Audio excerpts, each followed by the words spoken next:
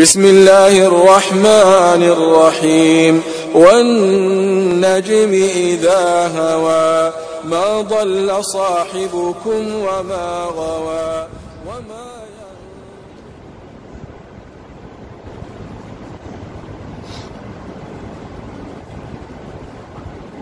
الحمد لله رب العالمين والصلاة والسلام على سيد الأنبياء والمرسلين وعلى آله وصحبه أجمعين أما بعد.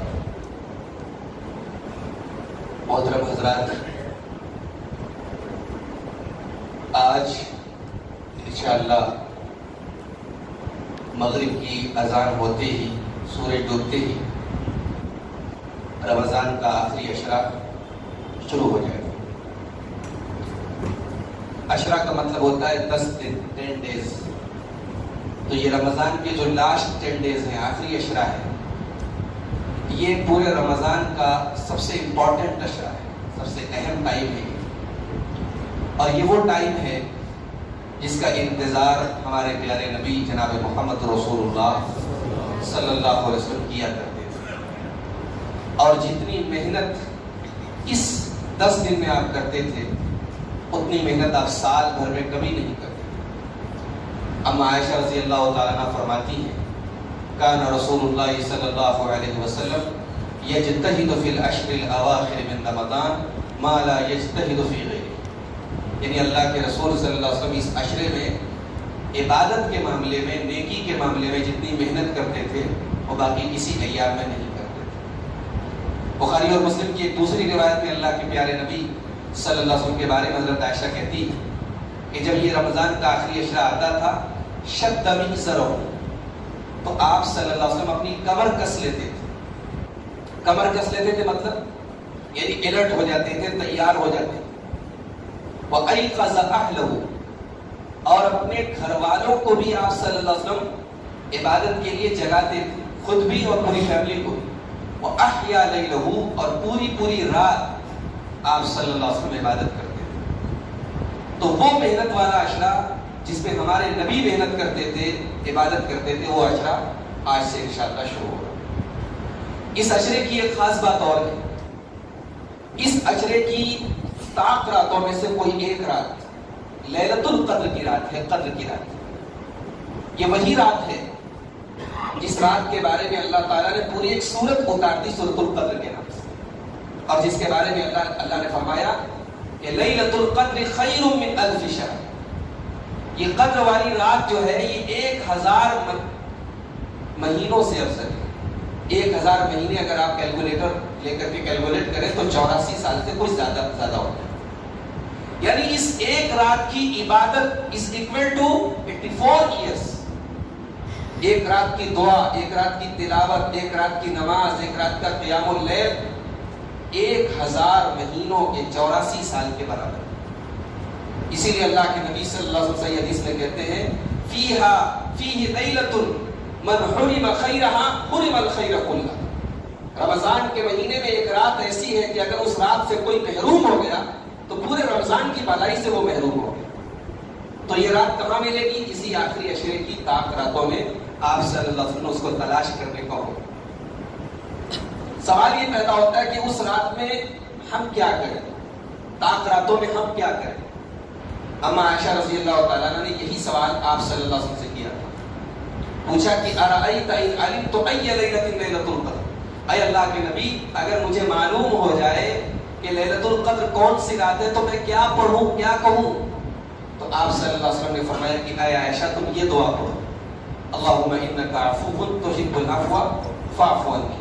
اے اللہ تو معاف کرنے والا ہے، معافی کو پسند کرتا ہے، مجھے بھی معاف.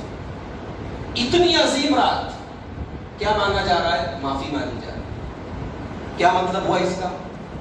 ہم رمضان میں، وہ بھی آخری عشرے میں، وہ بھی تہجد پڑھ کے، قیام اللیل کر کے، اعتکاف میں بیٹھ کے یہ دعا کر رہے ہیں.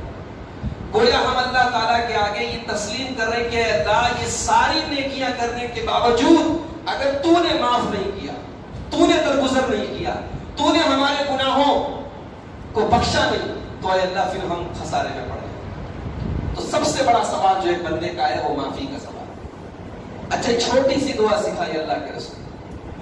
ایک پڑھا لکھا بھی اس کو یاد کر لے، ایک کم پڑھا لکھا بھی یاد کر لے. ایک عالم بھی یاد کر لے، ایک جاہل بھی یاد کر لے، چھوٹی سی دعا ہے، اللہم انک عفو تحب العفو فاعف عنی.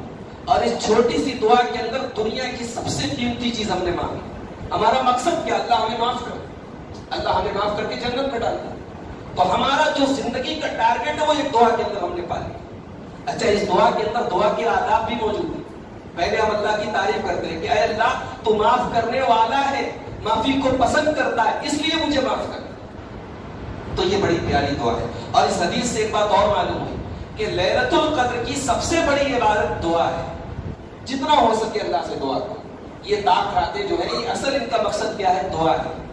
تو ذکر کریں، تلاوت کریں، اللہ سے دعا کریں. اور تراویح کی نماز تو بہرحال ہوتی ہے، اس کو آپ پڑھیں. اور اسی طریقے سے ہمارے وہ بھائی جو اعتکاف میں بیٹھنے جا رہے ہیں، یہ اللہ کی بہت بڑی توفیق ہے کہ آپ کو اللہ تعالیٰ نے اعتکاف میں بیٹھنے کا موقع دیا ہے.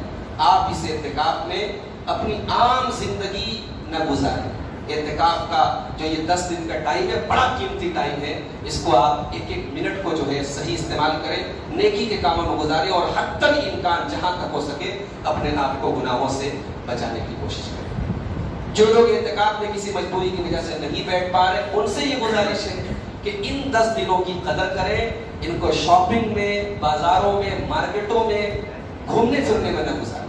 بڑے افسوس کی بات ہے کہ جو اشرا ہمارے نبی صلی اللہ علیہ وسلم سب سے زیادہ عبادت کو گزارتے تھے، افسوس کی بات ہے کہ آج رمضان کا یہی جو اشرا ہوتا ہے سب سے زیادہ شاپنگ میں گزارتے ہیں. ہم کیا کر رہے ہیں میرے بھائی؟ قیمتی گھڑیاں ہیں، اللہ مغفرت بانٹ رہا ہے، اللہ کے فرشتے دنیا میں اتر رہے ہیں، اللہ ہماری بخشش کرنے کا ہمیں موقع دے رہا ہے، اور ہم وہ ٹائم بازاروں میں گناہ کر کے گزار رہے ہیں. شاپنگ کیجیے آپ، لیکن کوشش کریں کہ شاپنگ سے پہلے ہی فارغ ہو جائیں. اور اگر بہت ضروری شاپنگ ہے تو آپ دن میں اس شاپنگ سے فارغ ہو لیں. رات کا جو ٹائم ہے، قیمتی ٹائم ہے، وہ آپ نے عبادات میں گزاریں. تو یہ آخری عشرے کے تعلق سے چند باتیں تھیں. اللہ تعالیٰ سے دعا ہے الہ العالمین ہمیں تو اس آخری عشرے کو اپنی عبادت میں، اپنے ذکر میں، اپنے کلام کی تلاوت میں ہمیں گزارنے کی توفیق نصیب فرما. اے اللہ تو اپنے چند بندوں کو رمضان کی ہر رات میں جہنم کی آگ سے آزاد کرتا ہے. الہ العالمین تو ان خوش نصیب بندوں میں ہمیں بھی شامل فرما. اے اللہ تو ہمارے صحت میں، ہمارے جان، ہمارے مال میں، ہمارے کاروبار میں، ہمارے جسم میں، ہر چیز میں تو برکت نازل فرما. اے اللہ تو تمام عالم اسلام کے تمام مسلمانوں کو توفیق دے کہ وہ امن و امان کے ساتھ، صحت و عافیت کے ساتھ رمضان کے یہ باقی ایام، یہ قیمتی اشرا بھی سارے مسلمان اس کو گزارے، اور تیری عبادتوں میں اللہ اس کو ہم سب کو گزارنے کی توفیق نصیب فرما. آمین. وآخر دعوانا الحمدللہ.